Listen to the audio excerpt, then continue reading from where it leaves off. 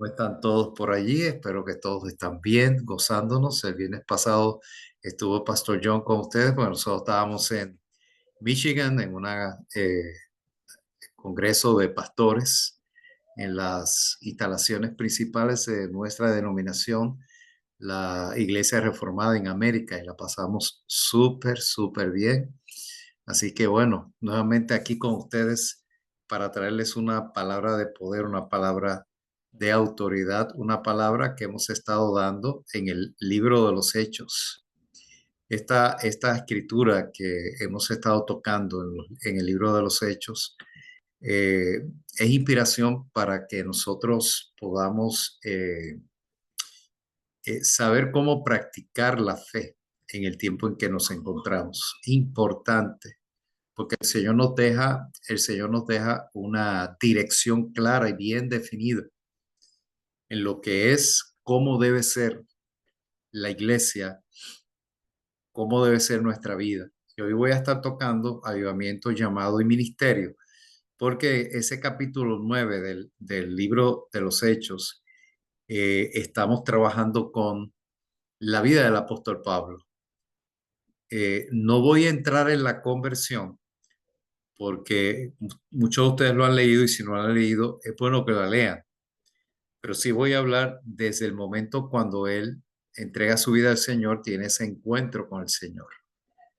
Es importante saber que el apóstol Pablo originalmente su nombre era Saulo y Saulo era un fariseo, un hombre muy religioso, muy celoso de Dios, muy celoso del pueblo de Israel.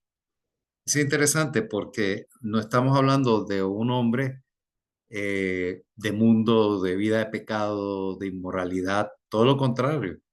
Era un hombre intachable, muy religioso, muy creyente en Dios, un hombre que oraba, un hombre que leía las escrituras, que memorizaba las escrituras de aquel momento, que era el Antiguo Testamento, con toda la ley, con todos los profetas. O sea, él dominaba las escrituras. Él entendía y creía firmemente que él estaba teniendo una relación con Dios íntima. Y parte de su celo hacia Dios y celo hacia el pueblo de Israel y celo hacia su fariseísmo, hacia su conciencia, era que él pensaba que el pueblo cristiano, o sea, los creyentes en aquel tiempo, los seguidores del camino, estaban dañando, profanando, engañando al pueblo de Israel con una falsa doctrina, que estaban adulterando la palabra de Dios y que estaban creando un falso Mesías. Voy a tener todas esas convicciones y se une a un grupo de religiosos para perseguir a la iglesia. Obviamente con el entendimiento que lo que están haciendo es para Dios y para parte de su servicio a Dios. Y en ese movimiento, él se ofrece para ir a Damasco a meter preso a los cristianos y para sacarlos de esa ciudad para que no siguieran propagando el evangelio. Y en el camino a Damasco es cuando él tiene un encuentro con el Señor Jesucristo. Cada uno de nosotros tiene una experiencia muy, muy, muy particular, una experiencia de haber recibido a Jesús. Cada uno de ustedes tiene un testimonio de cómo el Señor vino a sus vidas. Hay unos elementos importantes en la conversión y uno de ellos es que el Señor toma la iniciativa. Fíjense que no estamos hablando de un hombre que estaba buscando a Dios o que estaba buscando al Señor Jesucristo o que estaba tratando de que el Espíritu Santo lo guiara a conocer la verdad. Él pensaba que él ya estaba completo, que él ya estaba bien, que él ya no necesitaba más nada. O sea, él estaba convencido, su conciencia era que estaba bien con Dios y que si él moría, él iba directo para el cielo por ser un heredero del pacto de Abraham y por ser un israelita. Entonces, o sea, es notable claramente en su conversión que él no está tomando una iniciativa. Él no está buscando al Señor Jesús, pero el Señor Jesucristo viene a su vida. Y esto es esencial porque en la salvación de un ser humano, de una persona, es el Señor el que llama, es el Señor el que va a la persona, ¿ok? Es el Señor que prepara el camino para que esa persona lo conozca a Él. Y lo hace de diferentes maneras. Si tú te pones a pensar y evaluar cómo tú conociste al Señor, te darás cuenta que hubo todo un plan que el Señor había organizado todo el momento para que tú llegaras a esa conversión. Pudo haber sido alguien que te invitó a la iglesia, alguien que te habló, la oración de un familiar, de alguna u otra manera, el Señor te movió hacia Él. Y el apóstol Pablo pues tiene una conversión radical porque el Señor se manifiesta en gloria, en su resplandor poderoso, le habla, se cae al piso del animal que lo estaba moviendo, no sabemos si era un camello, era un caballo, era un mulo, no sabemos, porque no lo define, pero cae al piso. Y la gloria del Señor es tan poderosa que los que estaban con él cayeron al piso, los soldados todos cayeron. Y cuando el Señor le habla diciendo, Saulo, Saulo, ¿por qué me persigues? Estás haciendo lo incorrecto y te estás tú mismo causando daño. Estás incorrecto en tu forma de hacerlo. Claro, inmediatamente Saulo se da cuenta que es el Señor.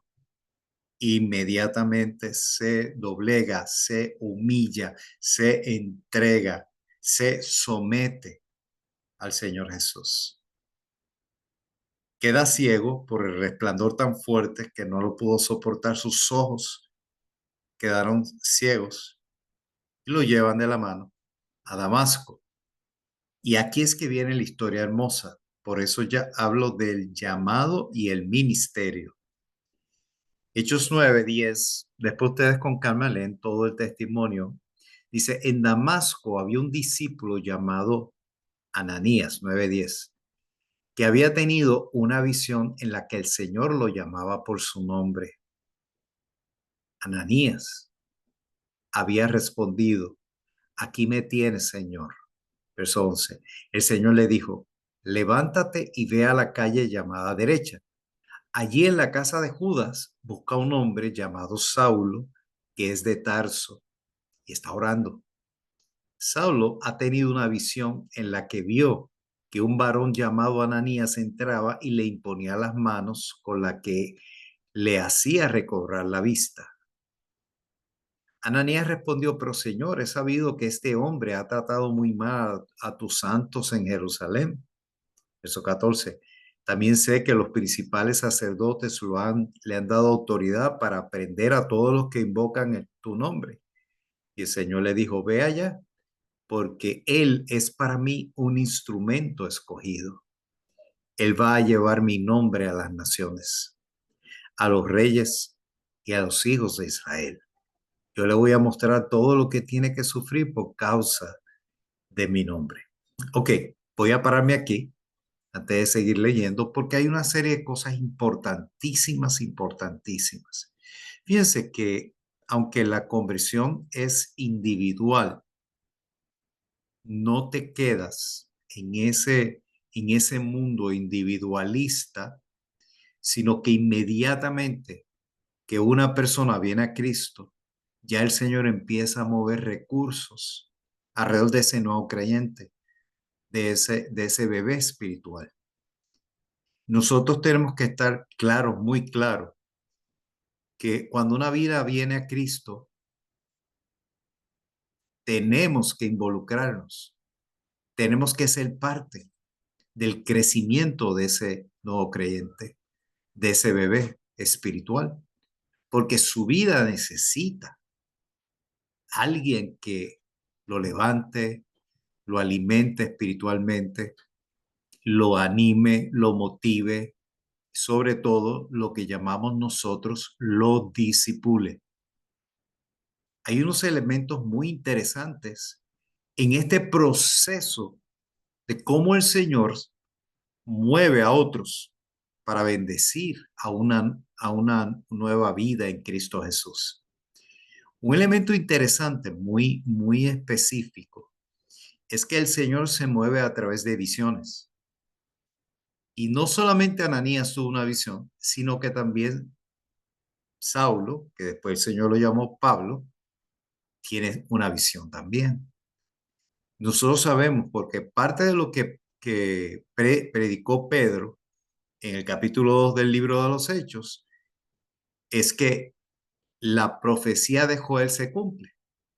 Y una de las señales de la venida del Espíritu Santo es que los creyentes soñarán sueños y tendrán visiones.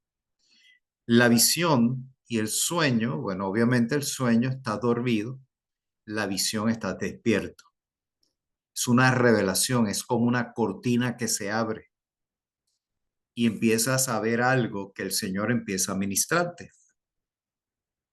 Hay visiones que son muy directivas, muy definidas, como la que tuvo Ananías y como la que tuvo Saulo.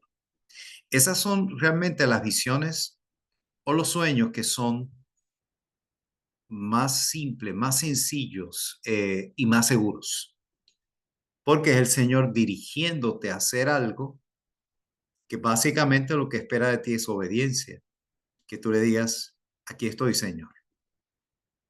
O en el caso de Pablo, que es, o sea, a Ananías la visión lo lleva a ser proactivo. A Pablo la visión lo lleva a ser pasivo. O sea, uno va a dar y el otro va a recibir. Uno tiene que tomar la iniciativa de moverse hacia, el otro tiene que abrirse a recibir de lo que el Señor dice que va a recibir.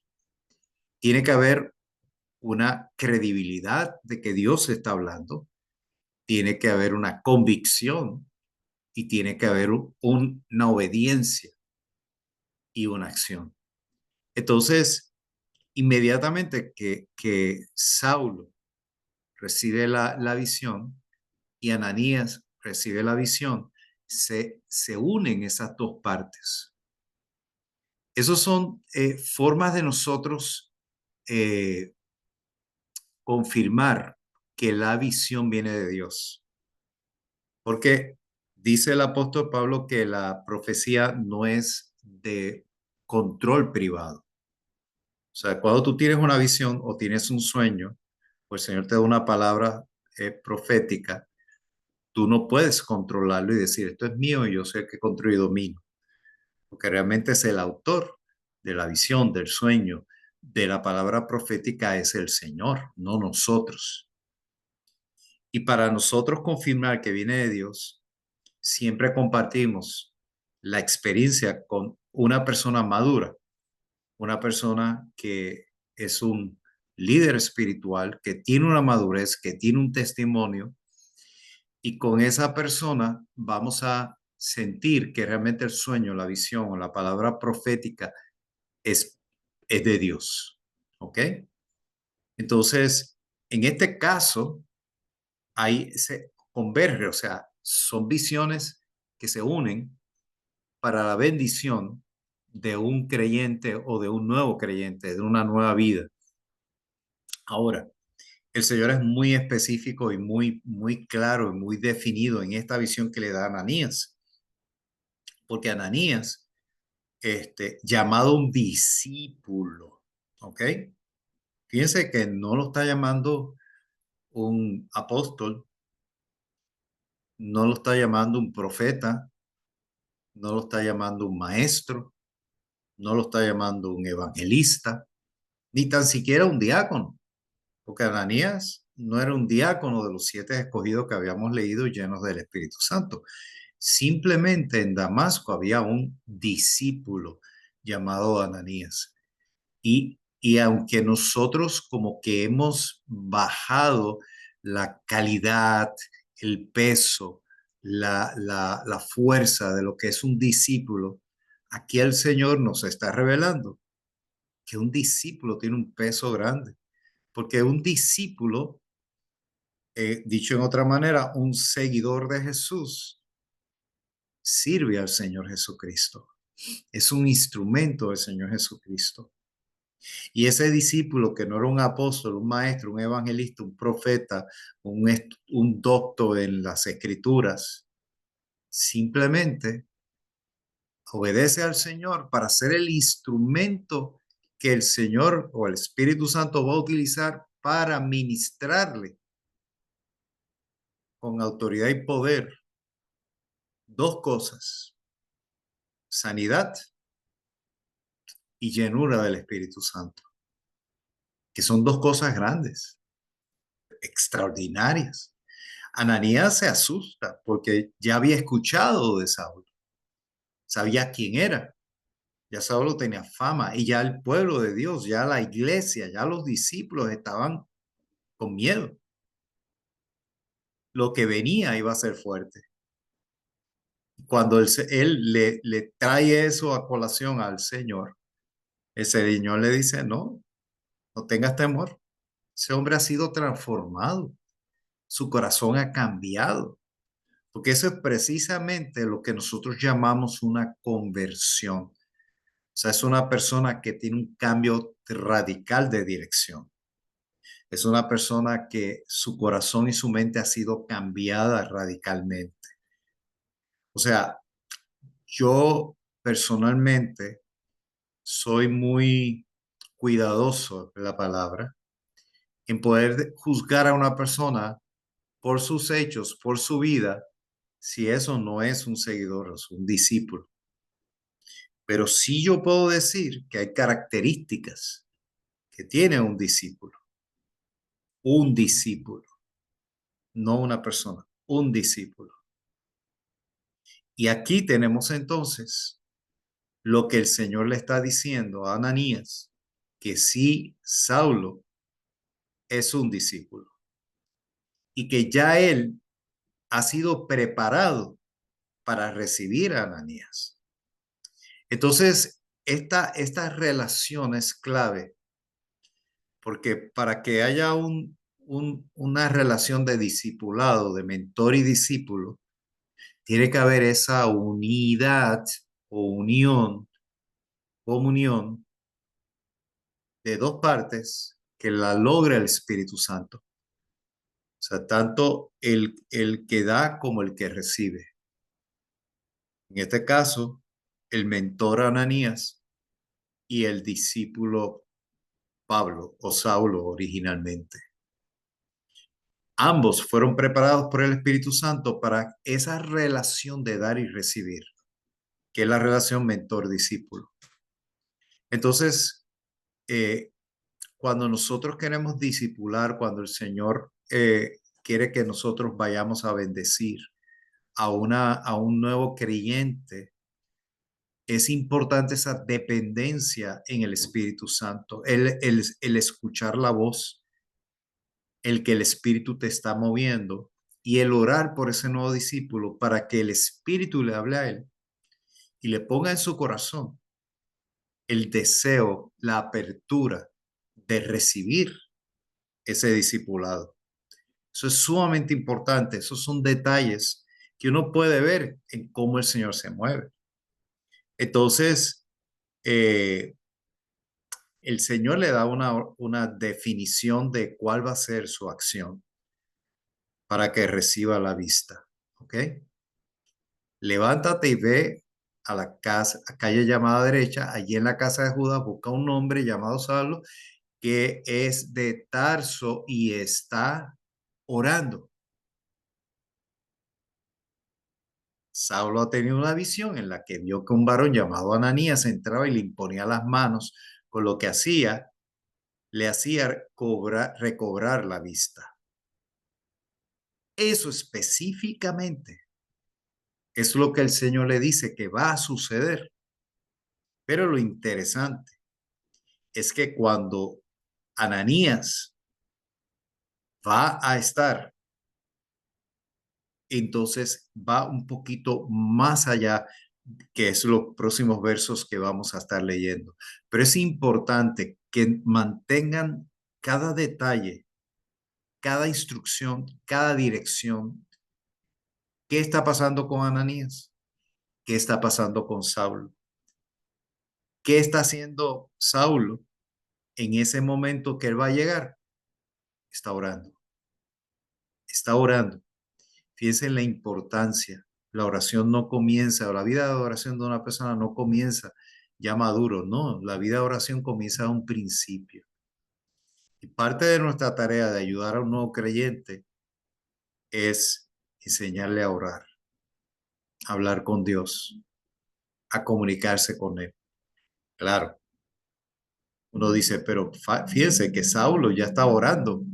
Lo que pasa es que Saulo viene de una disciplina de los fariseos. Él era una persona sumamente preparada en todas las instrucciones bíblicas del Antiguo Testamento, donde parte de la vida de un hombre de Dios o una mujer de Dios era la oración. Entonces, para él orar no era algo nuevo completamente diferente. Era parte de su dinámica, él oraba. Lo más seguro, lo que se transforma en Saulo, a diferencia del fariseo al discípulo, seguidor de Cristo, creyente o la nueva criatura, es que ya él aprendió a tener una relación íntima, porque cuando el Señor viene a tu vida y se revela, eso es la iniciativa de Dios que te enseña que Dios es un Dios personal, que te puedes relacionar con Él frente a frente, cara a cara, de tú a tú. Entonces ya la oración de Saulo no era la dinámica aquella del fariseo religioso, sino la dinámica de alguien que tuvo un encuentro cara a cara con el Señor Jesús y de ahí en adelante su vida quedó marcada. Y ese tipo de encuentro es lo que nosotros tenemos que buscar en nuestro tiempo de oración. Porque muchos de nosotros, nuestra vida de oración es como la hacía Saulo antes de haber encontrado con Jesús. Es mecánica, es fría, es sin emociones, sin presencia, sin estar en ese tiempo de silencio, escuchando la voz del Señor, o que la palabra te ministra y te hable. Y eso es una de las cosas que yo siempre anhelo cada vez que estoy en la presencia del Señor, porque necesitamos ese toque, necesitamos ese acercamiento personal. Y es parte de nuestra disciplina espiritual, es parte de nuestro crecimiento, es parte de lo que tenemos que hacer en nuestra vida de oración. Ananías fue y una vez, eh, debe un momentito, ver algo aquí que, ok, Ananías fue y una vez dentro de la casa le impuso las manos, detalles, ok, y le dijo, hermano Saulo, el Señor Jesús que se te apareció en el camino por donde venías, me ha enviado para que recobres la vista y seas lleno del Espíritu Santo. Al momento, de los ojos de Saulo cayó algo que parecía escamas y éste recibió la vista. Luego que se levantó fue bautizado y después de comer recobró las fuerzas y durante algunos días se quedó con los discípulos que estaban en Damasco. Y esto es interesante porque la presencia física de Ananías hace una diferencia. O sea, muchos de nosotros hemos acomodado el discipulado, y cuando digo acomodado, estoy diciendo que hemos convertido el discipulado en nuestra comodidad. Mi pregunta para mí y para cada uno de ustedes es, ¿cuándo fue la última vez que fuiste a visitar a una persona porque el Espíritu te mueve a bendecir a esa persona, a orar por esa persona y hacer una diferencia en la vida de esa persona, que parte de ese discipulado?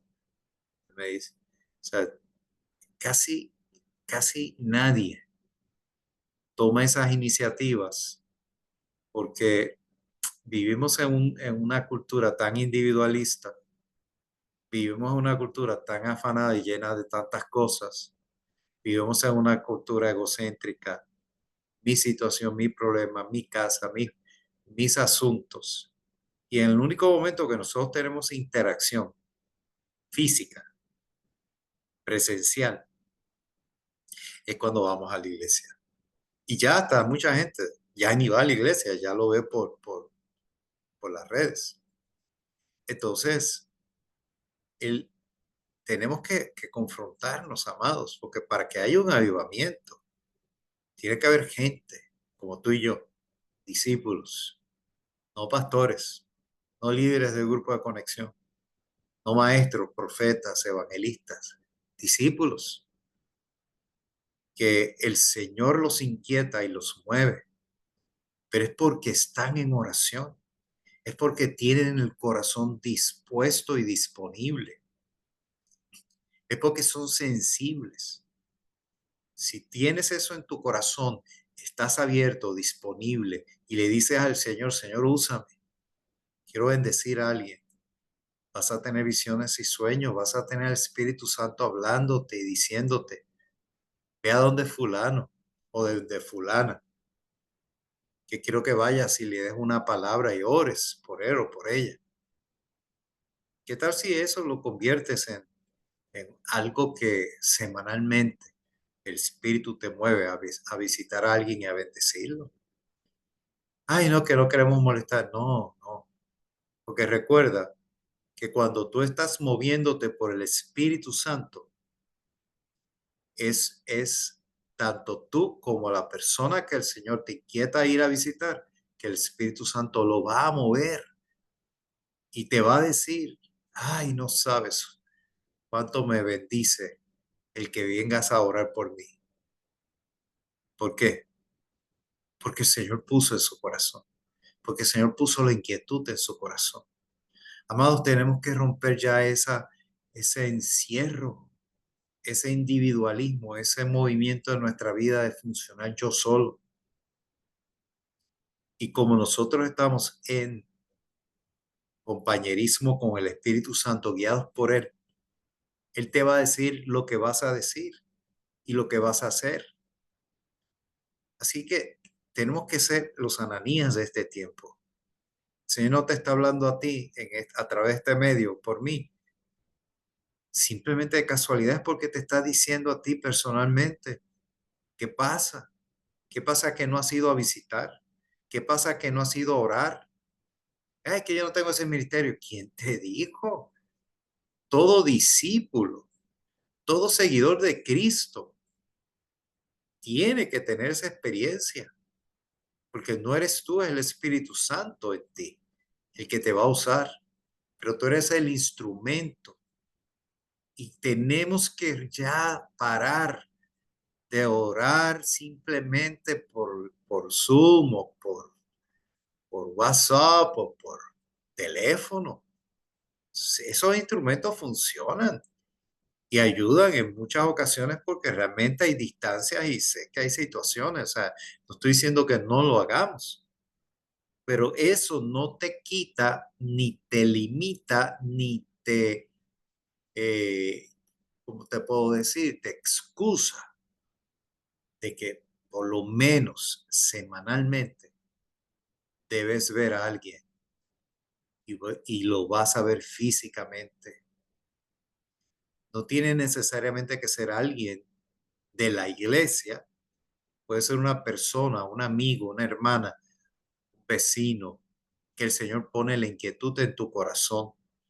Ve a la casa de Saula, de Saulo, porque te voy a llevar con un mensaje para que ores y le impongas las manos y le digas, el Señor Jesús que se te apareció, que te ha hablado, que ha puesto en tu corazón, me ha enviado para que recobres la vista y seas lleno, llena del Espíritu Santo. Usted me dice, pastor, pero esto es lo... Sí, sí, recobrar la vista En el caso de Saulo, fue que se le salieran esas escamas físicas visibles, tangibles, que le dejó la presencia, la gloria del Señor Jesucristo a Saulo. O sea, tuvo que haber sido un resplandor tan fuerte que probablemente le quemó y le creó una escama o una cáscara. O sea, cuando hay una herida, se te forma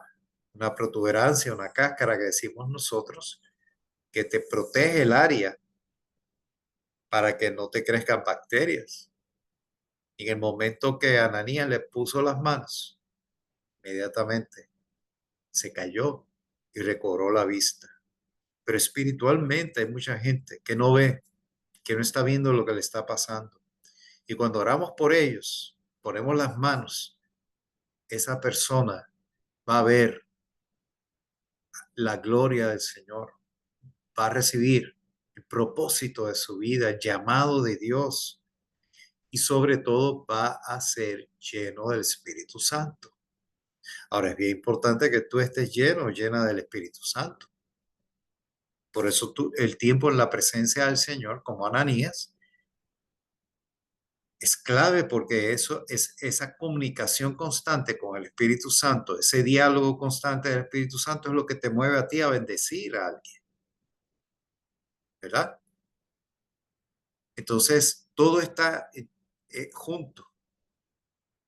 Yo les he dicho una y otra vez a través de este medio que es tiempo de que tú salgas de tu mundo centralizado en ti, en tu propio problema, en la situación de tu casa, en la situación de matrimonio, de tus hijos, de tus hermanos, de tus padres, de tus primos, de tus vecinos. O sea, hay cosas que a nosotros nos encierran y nos mantienen en ese problema, girando alrededor del problema. Cuando realmente el Señor dice, tú haces mi trabajo, que yo hago lo tuyo. Yo me encargo de lo tuyo. Todo. Esa es la garantía que vas a tener. Cuando tú te activas y te conviertes en un instrumento del Señor de bendición a muchos, ese es el llamado tuyo. No porque tengas un llamado a pastor, maestro, evangelista, profeta, es porque eres un seguidor de Jesús, eres una discípulo o un discípulo. Entonces, el Señor te va a utilizar para ver grandes maravillas, grandes cosas. El avivamiento comienza con una persona que está dispuesta a dejarse usar por el Señor y a tocar gente. Y ese toque de esas vidas, ahí van a suceder milagros, porque es el Señor Jesús que te mira, María, Marta, Ana, como se llame, el Señor me envió. El Señor Jesús me envió a venir a verte.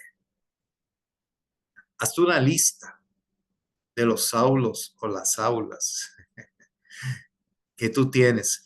Ora al Señor y haz un itinerario que comiences a visitar.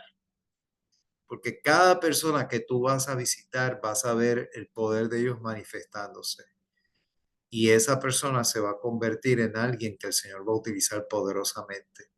Vas a tener discípulos, hijos espirituales, que a su vez se van a multiplicar. Y después de comer recobró las fuerzas y durante algunos días se quedó con los discípulos que estaban en Damasco. O sea, se congregó. Cuán importante es congregarse, ¿verdad? Y eso es parte de ese movimiento, de lo que tú vas a estar haciendo, de lo que el Señor te va a estar usando grandemente. Hay mucho más para ver en ese capítulo 9, pero los quiero dejar ahí. ¿Por qué? Porque yo les voy a retar a cada uno de ustedes a que en estos meses que quedan del año, ustedes comiencen a visitar una persona semanalmente. Atrévete. Una persona. Sal de tu confort. Sal de tu mundo. Mucha gente, y eso lo vamos a ver el domingo en el mensaje, Mucha gente se queda dando vueltas en su desierto y no sale del desierto porque han perdido la visión, han perdido el sentido del llamado de Dios. Y tú estás en tu desierto dando vueltas y no sales y no sales y no sales, porque tú mismo te autosometiste a una esclavitud de tus circunstancias y piensas que la forma como estás viviendo en estos momentos, entonces vas a lograr tener éxito. Falso, falso. Un hombre como Saulo fue transformado y su vida, él después da testimonio y ve cómo el Señor proveyó y él dice, miren, no necesito de nada. Sé vivir con mucho y sé vivir con poco, pero el Señor me ha dado sobreabundantemente. Con mis propias manos me ha autosostenido. O sea, Pablo nunca le faltó nada, siendo el instrumento del Señor, porque Dios financia tu vida cuando tú le sirves a Él. No es fácil, Él tuvo que sufrir, es cierto, y se lo dijo el Señor a Ananías, que iba a pasar, Pablo tuvo que pasar por situaciones durísimas, pero las experiencias de Pablo fueron tan poderosas y tan poderosas y tan poderosas que yo creo que él dijo, no, vale la pena porque lo más valioso en la vida de un ser humano es la presencia y la gloria del Señor. Ser un instrumento de bendición para muchos. Entonces, amado, te reto nuevamente, amada, escúchame, hazte esta disciplina. Desde esta semana que comienza, este domingo, empieza a tocar vidas. Para las mujeres que van a tener el próximo sábado 13, un encuentro. Mira, trabaja con esas mujeres y llévalas al encuentro. A los hombres todavía tienen 2 semanas más para poder mover hombres. Gana una vida, ora por esa vida nueva, impone las manos, conviértete en ese mentor, en ese que está ayudando. Tú puedes, eres parte, tienes el llamado. Algunos de ustedes están ya que se sienten gastados, que no tienen fuerza, pero es por eso, es porque se desgastan dando vueltas en el desierto, porque perdieron el propósito por el cual Dios los sacó de Egipto. Los sacó de Egipto para llevarlos a la tierra prometida, con la presencia de Dios, para conquistar y reinar. Y tu circunstancia y tu situación y tu problema de identidad te ha agotado tanto que estás perdido el llamado de Dios. El avivamiento en tu corazón te mueve a cumplir con el gran llamado que Dios ha puesto en tu vida. Padre, gracias nuevamente por esta palabra que nos reta a todos, desde mí a todos, a todos.